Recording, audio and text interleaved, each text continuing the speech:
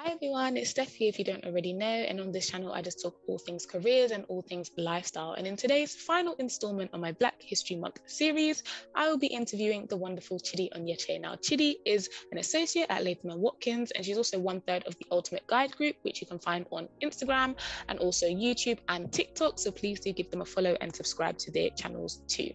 Now if you like this kind of content, please do make sure that you like, comment and subscribe, and I'll be back again next week with more content for you.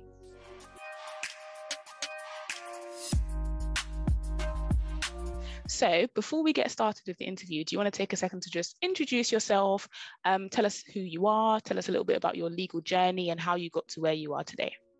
Sure. So my name is Chidi. I am a third-year associate at a firm called Latham Watkins, which is a US law firm in the city. I've been at the firm for 5 years. So I trained at Latham, and then I after training, I then qualified into the project finance team. So my training contract, my first seat was in banking, second seat was in equity capital markets. My third seat was in debt capital markets in Singapore, which was super fun. Like, definitely would suggest anybody do some sort of secondment, even if it's just a client secondment, like just to give you a bit of variation during your training contract. Then in my fourth seat, I did project finance, and then my now sponsor convinced me to qualify into the project finance team. So now I'm like I started in the team as a trainee in February 2018. So I'm just coming up to like the fourth year in the team, with 3 years post-qualification. Okay, that is cool. And that is a really amazing journey, first of all, so well done. I guess that leads me quite nicely onto my second question, because I wanted to ask, what challenges, and obstacles have you faced along the way? Okay, cool. That's a great question. So let me split it into application, and then trainee, associate. And they have they have the specific challenges, but they kind of all come into the same pot because they've been at the same firm. So application, so as you can probably tell, I'm Black, and I'm a woman, which then means that you, and also my name is very Nigerian, FYI. So my parents weren't born in the UK, and they were immigrants and came over and brought us all up here. So you come with all of that kind of, not baggage is the wrong word, but different. You come with all those different dynamics when you go into the whole application process. So I came from a single parent family. I have the four of us, so 3 other siblings, and we were on free school meals for a lot of our time at school. And then I was lucky enough to have some really fantastic teachers who were this person's really smart and we should really push her as much as possible.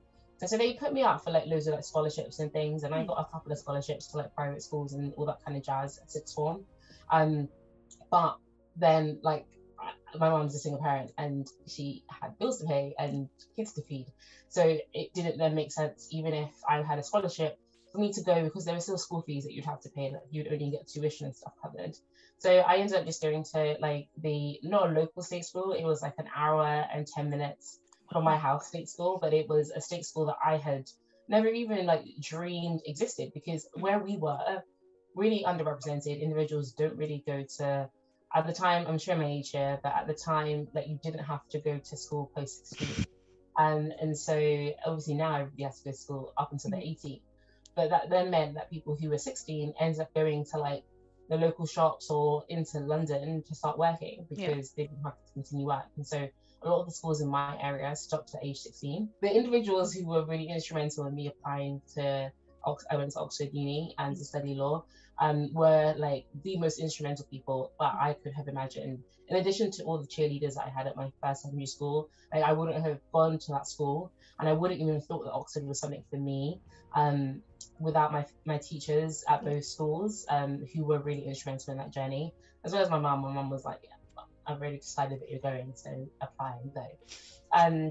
So that was a lot of fun. I suppose that was the first kind of challenge for me, going somewhere into a secondary school with completely new people. And that was a school where I finally realized what it meant to be a minority. So the school that I like grew up in, and the private school that I grew up in, you'd struggle to find a fully white British person. Like that was it was few and far between. Yeah. And those that you could find had like a number of like friends and family who were of color. So they understood that whole process, understood the dynamics of like being in a diverse and representative community. And then I went to my second secondary school, and I was like one of 10 people in my year. And I was like, oh, this is England. Okay, cool. So I spent those 2 years trying to like deal with that culture dynamic, and then also deal with the fact that like whoever it is that applies to Oxford or Cambridge, for the most part, you still have that imposter syndrome, and that is something that you have regardless of who you are. And the reason why I know that is because like all of my friends who went to like the best private schools in the world still have that imposter syndrome, that like they apply to they apply to like universities like Oxford or like Cambridge for that validation of how smart they are. That's just a general thing. That's just what people do. And so there's imposter syndrome regardless of who you are when you apply. It's just that you have more cheerleaders at some firms and at some schools, and you have more people making sure that it's easier for you to get there at some schools. But everybody has the imposter syndrome, and it's just like this bubble of very insecure individuals. But anyway, so I had like 3 different rounds. I personally, when I was so I'm young for my year, my birthday is up in August. And so by the time it was, and the way that it works in the UK, you apply your penultimate year of your degree. So my penultimate year of my 3-year law degree was when I was 19 years old. And there's no way, and I don't understand that. I'm sure there are people who do it and they're fine and they love their lives. But I don't understand how somebody at 19 can decide what they want to, like, 19-year-old Chidi had no clue what 29-year-old Chidi wanted to be doing. And like, it was like, it's just a really weird system of how it works. But at that time, everybody is applying, everybody's getting internships, everybody's like, what are you doing after university? And I'm like, I'm just trying to get this degree. I don't know what I'm doing. I mean, you were only 19, to be fair. Yeah. Since you're applying, I'll apply. Cool, no worries, let's go. So I was lucky. I suppose lucky is the wrong word, but like I ended up somehow getting 2 internships, rollback schemes, vacation schemes, at 2 Silver Circle law firms. And they were like great. One was great, one was like, it was an unfortunate like experience. I imagine that outside of the circumstances, it might have been better. So when we were doing my vacation schemes in my second year, it was 2012. So it was the same time as the Olympics. So a lot of the vacation schemes were being pushed towards the start of the summer so that we didn't get all of the traffic from the Olympics. Which then meant that like on the second vacation scheme that I did, instead of there having been like 15 people, there were like 35 people. Because they were just trying to push all of their vacation schemes together. And you kind of like got the vibe that they were just trying to hope for the best to just make it as easy as possible. And that's actually when I realized that I wanted a firm that like had a very small intake, because I wasn't a massive fan of having all of those different people. So that's one thing. Second thing, and I think this is the main thing, is that like I didn't understand what it meant to be a professional or an employee, and then also like just stupid things like sleeping, I was a uni student, and so I never had to be up from 9 till 5. I could like work at 9, sleep at 11, and then come back at 2. And so having to be up for 8 hours is something completely new to me. And that obviously isn't a great thing for an employee to see. As you would have expected, I got rejected from a lot of places. So those 2 vacation schemes ended up in rejections for the training contract application, even though I knew that I didn't want to apply in any case. So I did that. I got a lot of rejections in my second year, got a lot of rejections in my third year, because I was like, damn, like I need a job, I need some money, I need to do something. But I just didn't really know what it is I wanted. And so that was like the challenges that I had for like that period, so the application process. I think it was not knowing that I wanted to be a lawyer, and also not having the soft skills that I see a lot of particular people of color have, where it's like, what are you doing? Like, what are you doing right now? Like, what is happening?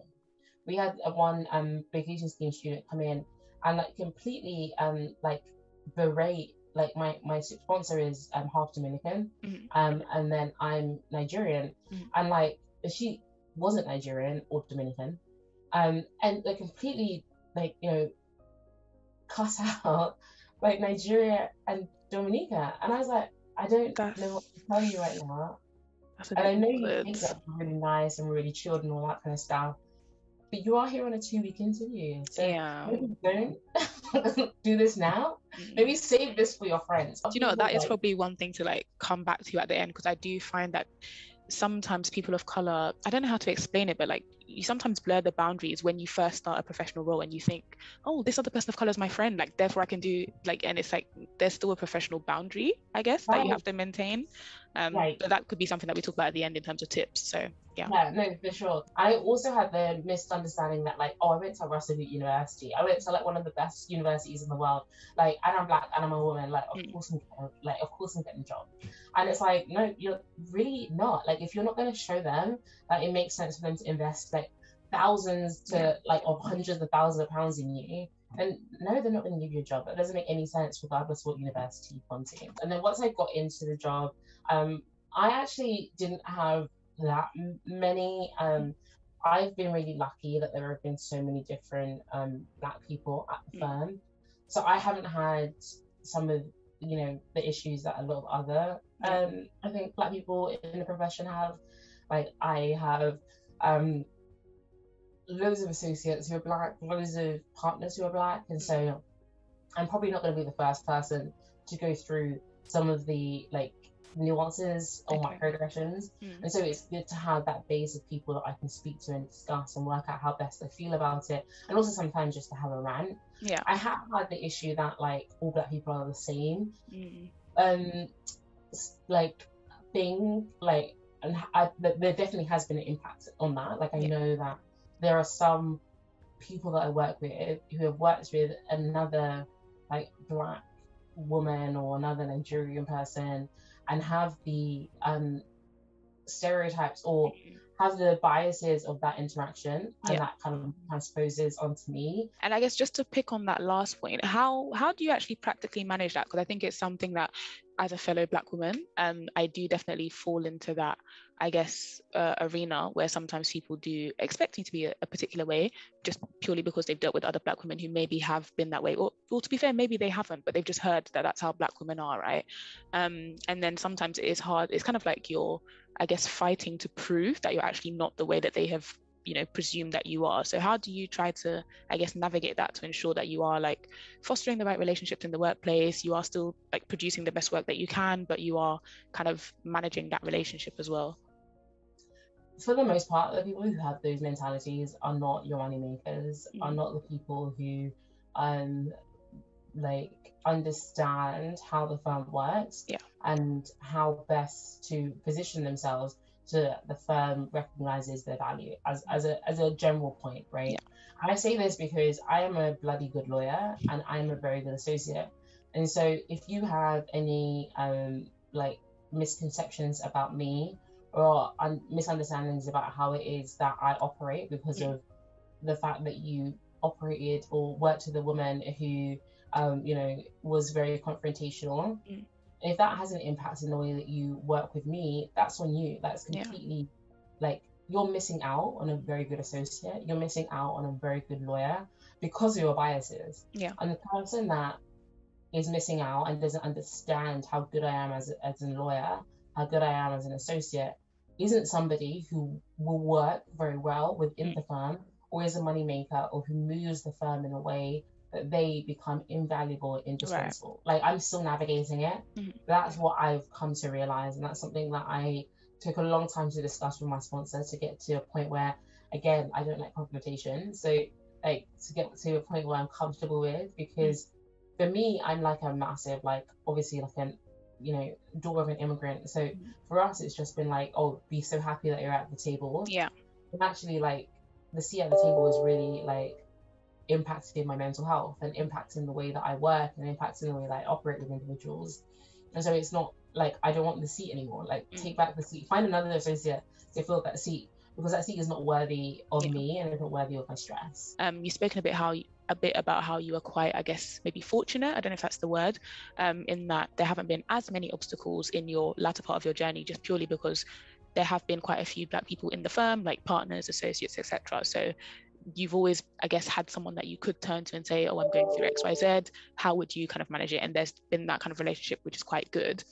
What would you say diversity and inclusion then, coming from a corporate kind of background, what does that look like to you? What should good diversity and inclusion actually look like?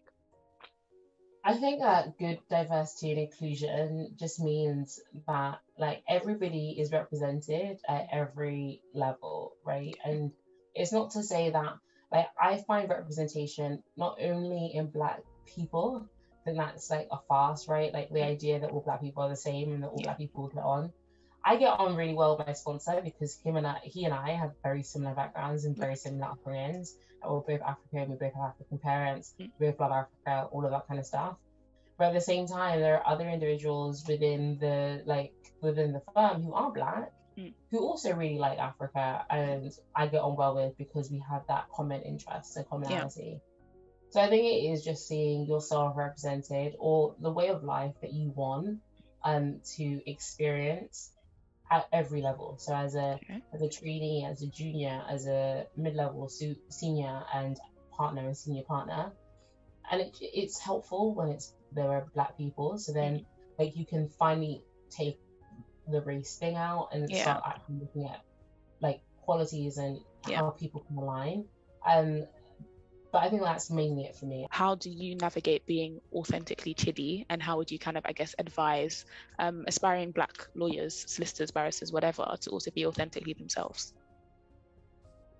Yeah, no, great question. So for me, I know what keeps me happy and what like keeps me going. I then make sure that I factor or weave that into the life I have at Latham. And so I will like do a lot of pro bono work in particular as it relates to Black businesses and the Black community. I will mentor like trainees, I will mentor future lawyers, I will mentor like junior lawyers and all that kind of stuff to make sure that they're able to also like feel free to live authentically themselves. And like, although I won't come to work with my bonnet, I will wear my bonnet when I'm talking to like mentees over Zoom because I'm like, this is authentically me. Like I don't wear wigs 24/7. I don't have my hair out ready in an afro 24/7 because it's just not authentically me. Yeah. And I think you just want to have a conversation if you are a junior lawyer or a Black lawyer about what it is that makes you happy, what it is that makes you feel fulfilled, and work out ways in which you can factor that into your work. And where you're ever wearing a mask, where you're ever like dulling yourself down, then that is not being authentically you, and it's just not worth it. Like law is great, but it's not that great. Like you can literally find somewhere else that will allow you just to be who you are comfortably in the way that you want to bring yourself to work without having to put on a mask. Okay, that makes sense. And again, like it's like you just sense my questions because you always end really nicely so that it works into the next one, which I appreciate. But my final question for you is, I guess, what tips would you want to leave Black aspiring lawyers with? So I actually go off of all the things that you said because I found like really good tips as a result. So the imposter syndrome stuff, it's like it's useless. Like you just need to like get rid of it. It doesn't make any sense. Like when people are like, oh yeah, you know, I don't know if I should be here. Like, listen, I'm telling you right now, like if you were literally here because you were Black and you were a woman, it means then that everybody who is Black and a woman, I won't say the university would be here, right? And that's not the case because you have friends who aren't. So let's just like take that out of the mix completely. Number two, in terms of like navigating the professional space, you need to find as a junior lawyer or somebody who's a solicitor, somebody who will candidly tell you what it is that I didn't get told when I was 19. So I was really, really, really lucky that like the partner, so who's now my sponsor, David, would like sit me down and be like, what is you doing? It's not that you can't be doing that. You need but you need that. You need someone to give you the home truths. You really do need somebody to do that because there are things that as a student and also as a Black person who may not have been involved in all of the different nuances, like the soft skills that make you a good professional, not even a lawyer, just a professional, you might not have picked up on all of those different nuances. So that you need somebody to be like, hey, listen, when they tell you to like run a red line, they're not just asking you to run that red line. They're asking you to run the red line and review your work before you send it to me so that you can pick out the stupid typos that you just missed, because software will help you loads in that more than like your eyes will, because your eyes will tell you that it's all fine, it all looks good. And then the last thing is like about being like authentic for you. Like I said, find out what makes you happy. Like, we shouldn't just like, it's 2021. We've been through so much as a community. At this point, the fact that I'm a lawyer and I make good money is fantastic. But you can go and be anything in this world and make great money. I really encourage people to take time out of uni, take time out of school, to just run through it and like grow up. Like 19, 20, 21, 22, 23-year-old Chidi, 24-year-old Chidi wasn't too bad to be fair. 23-year-old Chidi, I think, and younger, was a very insecure, very just didn't know where she was, and was just trying to do absolutely everything and anything to make other people happy. And then like you start that journey of like self-love and self-development, and you're like, okay, cool, I found my purpose. I know that I'm here to like inspire, to teach, to make everybody find what it is makes them happy, what makes them like, what the reason that they're here for on this earth, or what gift they have to share with the world. And so like embrace that and enjoy that and be authentic in that journey. Okay, thank you, Chidi. And I guess I know I said final question before, but this one's not really a question. Where can the people come and find you? Because honestly, I feel like you've just dropped your words of wisdom even on me. Like, I'm here taking I'm definitely gonna DM you after and be like, Chidi. So really appreciate that. Thank you. Where can people come and find you? So follow me on the Ultimate Guide group on Instagram. We also have a TikTok. We literally just started a TikTok. Cool. I'm gonna follow your TikTok.